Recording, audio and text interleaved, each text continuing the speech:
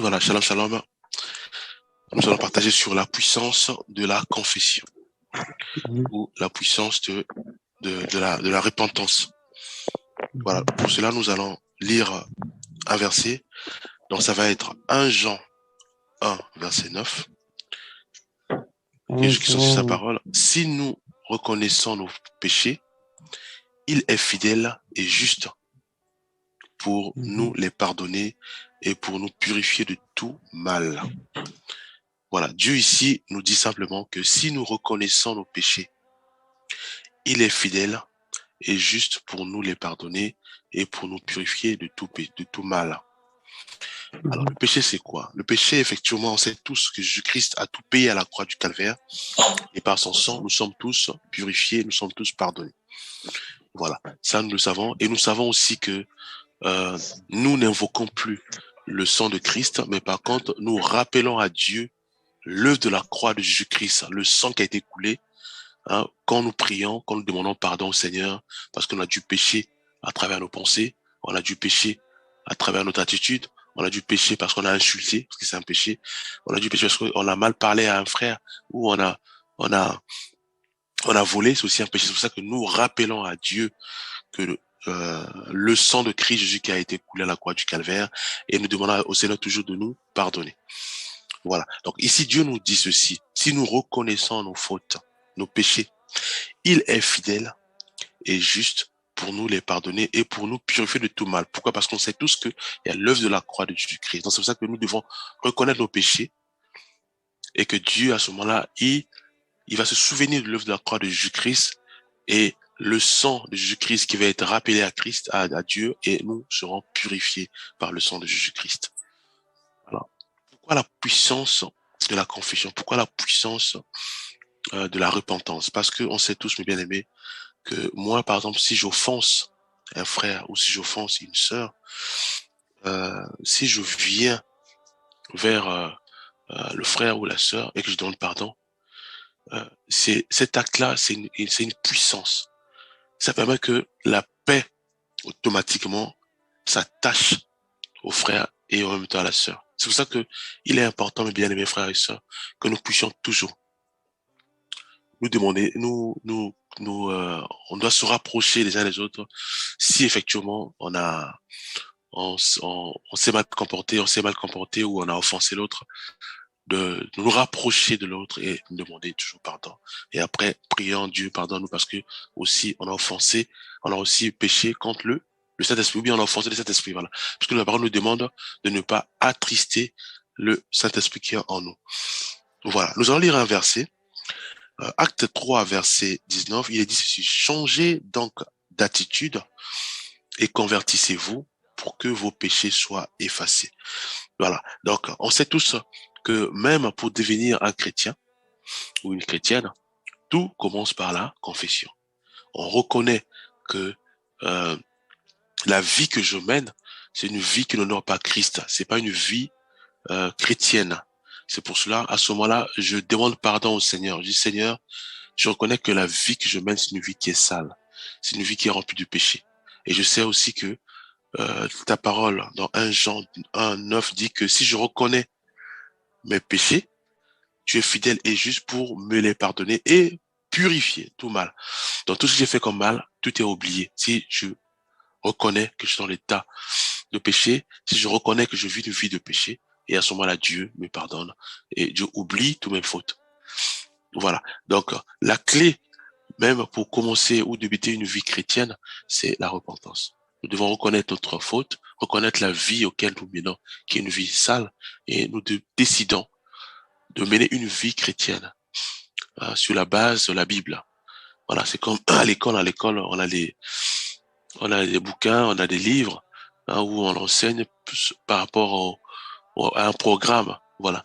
Mais la vie chrétienne, c'est basé uniquement sur la Bible. C'est pour cela, si nous prenons la décision de nous abandonner à Christ, de mener une vie chrétienne, à ce moment-là, c'est la Bible qui est notre compagnon. Voilà, au quotidien, on doit lire, méditer, et effectivement, l'Esprit Saint de Dieu est là pour nous rappeler la parole de Christ et aussi pour nous aider à comprendre les Écritures et effectivement pour nous enseigner. Voilà. Proverbe 8:13, celui qui cache ses transgressions ne réussira pas, mais on aura compassion de celui qui les reconnaît et les abandonne. Ça veut dire quoi? Ça veut dire que si moi on m'offense, le frère ou la sœur qui m'a offensé, peut-être, le frère il n'est pas au courant ou la sœur n'est pas au courant qu'elle m'a offensé. Moi, je sais que sa façon de parler ou ce qu'il m'a dit tout à l'heure ou même l'acte qu'il a fait, ça m'a pas plu. Donc moi, je suis offensé. Mais le frère ou la sœur n'est pas offensé. Alors Dieu ici dit ceci, dit, celui qui casse ses transgressions ne réussira pas. Ça dit beaucoup de choses. Voilà, j'ai pris cet exemple-là. Ça veut dire quoi? Ça veut dire que je peux pas garder rancune dans à mon frère ou à ma sœur. Non. Je dois au contraire me rapprocher de la sœur, me rapprocher du frère pour dire, écoute, l'autre fois, la façon que tu m'as répondu, ça m'a pas plu et ça fait soit j'ai eu mal. Ou s'il faut le dire, parce que si on commence à dormir avec ce mal, c'est pas bon, c'est un péché. C'est pas bon, donc il faut automatiquement voir le frère, dire ce que tu m'as dit, ça m'a pas plu.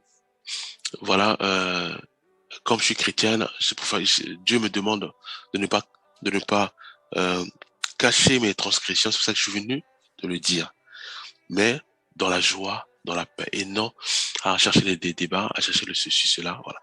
Je voulais juste le présenter. Et à ce moment-là, le frère, aussi rempli d'un esprit, va s'excuser. Et les deux, vous allez prier.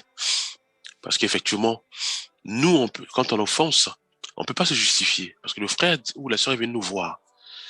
Vous dire, voilà, ta façon de parler, ou même ta façon de réagir, ça m'a pas plu. À ce moment-là, on peut plus se justifier, non. Parce que déjà, l'âme a été touchée, l'âme de Dieu a été touchée.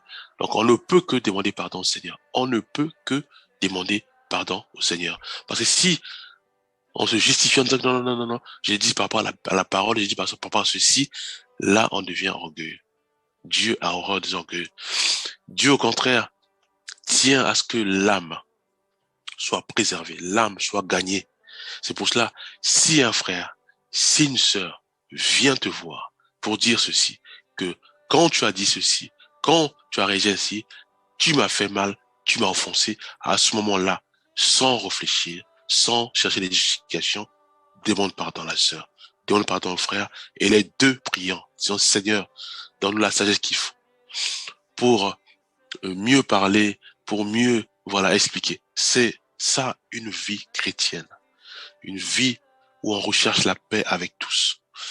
Voilà, nous allons lire un verset, 2 Chroniques 7:14. Si mon peuple, celui qui porte mon nom, s'humilie, prie et me cherche, et s'il renonce à ses mauvaises voies, je l'écouterai du haut du ciel, je lui pardonnerai son péché et je guérirai son pays. Donc là, selon l'échelle d'une nation, c'est l'échelle d'un pays. Dieu dit ceci. Parce qu'il y a des nations qui ne connaissent pas Christ, il y a des nations qui sont ils connaissent pas Christ, et Dieu aussi leur ouvre la porte, leur dit simplement que euh, si vous lisez la parole du Seigneur et que vous reconnaissez effectivement que seul Dieu est l'unique, Jésus-Christ, qui est notre Dieu, qui est notre Maître, qui est notre Seigneur, qui est notre Sauveur, si nous reconnaissons et que nous croyons à lui, à ce moment-là, oui, Dieu, il va voir notre humilité, l'humilité d'une nation, l'humilité d'un peuple. Dieu va voir leur cœur parce qu'il recherche, le peuple recherche Christ, recherche ardemment. Et ce peuple renonce au mal, renonce au mal. À ce moment-là, Dieu les écoutera du ciel. Dieu, il dit, je l'écouterai du haut du ciel. Dieu va guérir tout un peuple parce que Dieu a vu en eux le renoncement des faux dieux, le renoncement des faux dieux. Dieu a vu en eux la foi de s'humilier et de rechercher davantage son nom, sa face. Et Dieu a vu en eux le rejet, le renoncement au mal. Et Dieu a vu en eux ce zèle. C'est pour ça que Dieu va pardonner ce peuple et Dieu va restaurer et guérir la nation. Si la nation, par exemple, avait des dettes, Dieu va guérir. Si la nation avait des problèmes d'auto-alimentation, c'est souvent en Afrique ou en Asie, Dieu va agir puissamment. Dieu va donner la sagesse. Dieu va donner la sagesse à ceux et celles qui ont déjà reçu cette sagesse pour mieux coordonner les finances, pour mieux diriger l'économie. Un peu comme l'image de Moïse, où Dieu dit à Moïse que ne t'inquiète pas, il y a déjà des gens qu'il a déjà établis pour bâtir l'arche et voilà. Et tout ce qui voilà, l'arche et tout ce qui tout le projet de Dieu. Alors, nous allons lire encore un autre verset. Donc ça va être Matthieu 3 verset 8. Produisez donc du fruit qui confirme votre changement d'attitude. Voilà. Donc mes bien-aimés, la puissance de la confession, la puissance de la repentance. Eh bien, nous devons réaliser cela, que nous devons, même dans un couple, toujours nous demander pardon. Moi, je peux offenser mon épouse. Mon épouse peut m'offenser. Il est important de nous rapprocher les uns des autres et nous devons demander pardon. Il n'y a pas la honte, il y a pas de honte là-dessus, parce qu'en fait, on sait tous que si nous confessons nos péchés, et nous sommes guéris, l'autre âme est guérie, le cœur devient en paix. Parce que si nous nous mettons chacun dans notre coin avec cette haine de l'autre, nous sommes en train de notre cœur, notre âme n'est pas guérie. Nous sommes malades. C'est pour cela, nous devons réaliser cette puissance de la confession. Nous devons, mes bien-aimés, bannir la honte, on est les chrétiens, on se rapproche de l'autre. Écoute, je suis une chrétienne, oui, je suis un chrétien. Et là, la Bible nous demande de nous confesser. La Bible nous demande vraiment de nous pardonner. Je viens te voir en paix parce que je veux être guéri. Je veux que mon âme soit guérie. C'est pour cela, quand tu as parlé, par exemple, quand je parlais à mon fils ou quand on parlait à notre fils, la façon de réagir, ça m'a offensé. À ce moment, le frère qui est là ou la sœur qui est en face connaît les Écritures, sait que quand un frère ou une sœur vient se confesser, il peut plus chercher les raisons ou à se justifier pour gagner, pour avoir raison, non. Ou elle peut plus, non. Il peut ou elle peut demander, elle peut que demander pardon. Pardonne-moi. Et la main dans la main, vous de la main, vous priez, Seigneur, fais-nous grâce d'avoir cette sagesse pour mieux coordonner notre maison, notre famille. Fais grâce pour que moi et mon frère, moi et ma sœur, moi et mon père, que nous puissions toujours être toujours en paix. Enlèvons-nous les désaccords, enlèvons-nous la tristesse, la puissance de la confession. Si on constate que dans une maison, dans une famille, les gens sont dans leur coin, ça se sent, on sait que ça va pas. Même si vous avez dit que non, c'est notre habitude, chacun est sur son coin, on sait que c'est pas normal. Ça peut aussi être, voilà, euh, parmi entre nous, les collègues au travail, chacun dans son coin, parce que voilà, il y a eu telle situation et du coup, chacun s'est replié. On sait si c'est pas normal. Voilà, à ce moment-là, on doit se rapprocher les uns des autres pour dire, voilà, écoute, la vie que nous menons, nous sommes tous les chrétiens, la vie que nous menons, ça n'honore pas la Bible. Ça nous, hein, c'est pas, ça, la Bible ne demande pas de faire ainsi. La Bible nous demande, au contraire, de nous soutenir mutuellement. C'est pour cela que nous devons nous repentir, voir ce qui n'allait pas. Pourquoi on arrive à cet état? Pourquoi on devient distant les uns et les autres? Nous devons poser une bonne question. Nous dire pourquoi il y a ce repli en soi dans la famille, dans une maison, voilà, dans un groupe, par-ci, par-là. Posons-nous les bonnes questions. Et à ce moment-là, chrétiens ou chrétiennes, on prie, Seigneur, fais grâce, afin que vraiment cet esprit du supérieur, parce que la division, ça vient du diable, hein. On est tous conscients. Donc, nous devons bannir cela et chercher à travailler ensemble, main dans la main. Voilà, même dans un couple, on sait que le mari a toujours d'autres priorités, la femme aussi a d'autres priorités, mais Dieu a tout fait de manière à ce que les deux entités, déjà qui sont différents. On a un homme et une femme, donc déjà que, voilà, les genres sont différents, c'est différent. Donc, un homme qui est différent d'une femme. Et effectivement, les pensées aussi, c'est totalement différent. C'est pour cela, Dieu a fait grâce et Dieu conduit les couples main dans la main, malgré la différence de genre, la différence des visions, la différence d'opinion. Mais Dieu conduit tous les peuples, dans les couples à marcher ensemble, main dans la main. Donc c'est pareil aussi pour euh, pour euh, pour ceux et celles qui font des projets, ceux et celles qui travaillent ensemble, ceux et celles qui sont dans une même maison. Voilà, chacun a une vision qui est différente de l'autre, mais Dieu réunit toujours de manière à ce que tous puissent travailler ensemble, main dans la main, puissent se comprendre les uns les autres. Voilà. Donc, la puissance de la confession, la puissance de la repentance est très, très, très important. Ça guérit l'âme. Ça permet à ce que un frère ou une sœur qui était païen puisse venir à Christ. Païen, c'est simplement on prend la décision. Avant, on n'était pas chrétien, on prend la décision de devenir chrétienne. Voilà. La puissance de la repentance, c'est la base même euh, du commencement de la vie chrétienne. La puissance de la confession euh, guérit notre âme, guérit notre corps et ramène un peuple à la paix, à la joie, ramène une famille à vivre en harmonie, à rechercher constamment la paix avec tous. Voilà. Mais bien aimé, nous allons lire encore un verset. Donc ça va être euh, 2 Chroniques 30, verset 9. Il est dit, en effet, l'Éternel, votre Dieu, fait grâce et est rempli de compassion. Et il ne se détourne pas de vous si vous revenez à lui.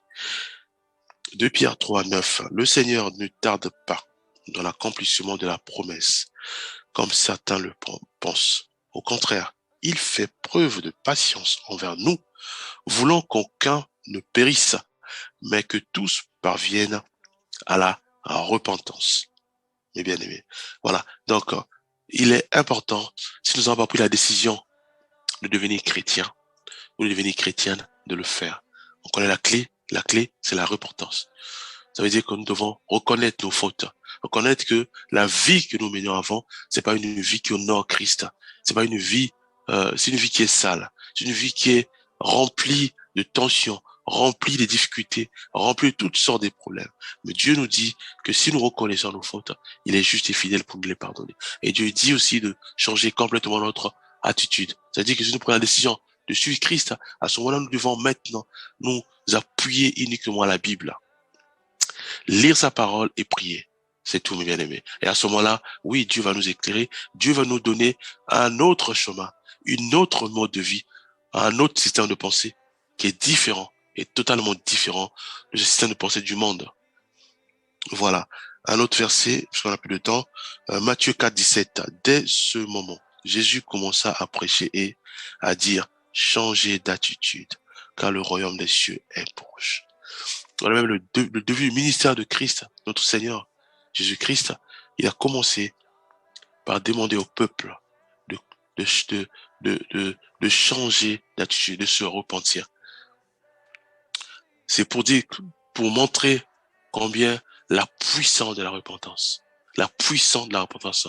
Alors, si nous voulons travailler ensemble, si nous voulons mettre des projets en famille, moi et mon épouse et l'épouse et son mari, si on veut aller plus loin, mettre des projets, faire des choses, des grandes choses, Dieu nous demande de nous repentir les uns les autres, nous rapprocher pour dire voilà, écoute, ce que toi tu fais, c'est pas bon. Ça m'a offensé. Il va dire non, voilà, je dis non, vraiment, je te dis par rapport à la Bible, ça m'a offensé.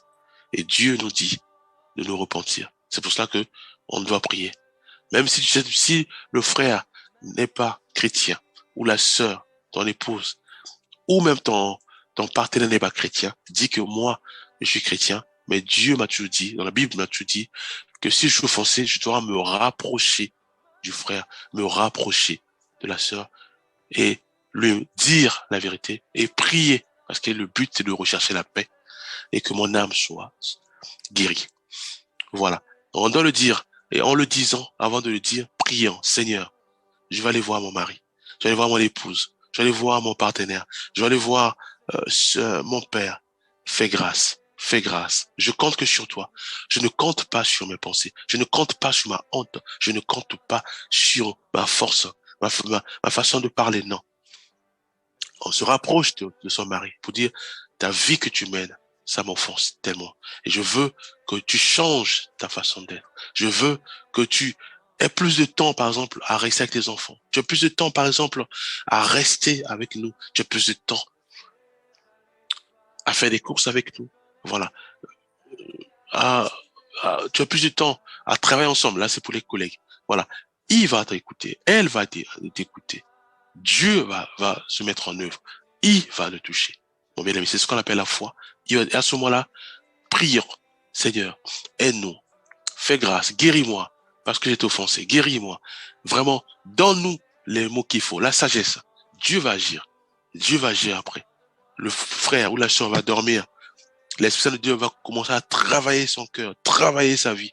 Et à ce moment-là, il va venir, ou elle va venir pour dire, voilà, je reconnais, soit j'ai péché, pardonne-moi, ou voilà, maintenant je change d'attitude. Et nous allons tous témoigner après. Voilà, j'ai fini puisqu'on n'a plus le temps. Je vais prier. Père Céleste, pardonne-nous parce que nous foulons au pied ta parole. Nous foulons au pied des instructions dans la Bible. Car nous marchons selon nos désirs. Nous marchons selon nos égos. Nous marchons selon notre propre volonté. Pardonne-nous. Nous rappelons le sang de Jésus-Christ qui a été coulé à la croix du Calvaire pour l'humanité. Père, nous croyons que ce sang nous inonde tous. Fais-nous grâce, vraiment, d'appliquer des stratégies qui sont simples, mais qui guérissent une famille, qui guérit des amis, qui guérit un peuple, qui guérit une nation. Père, fais-nous grâce d'appliquer des clés qui sont simples. Nous te demandons, ô Éternel des armées, au nom de Jésus-Christ, nous avons ici prié. Amen. Amen.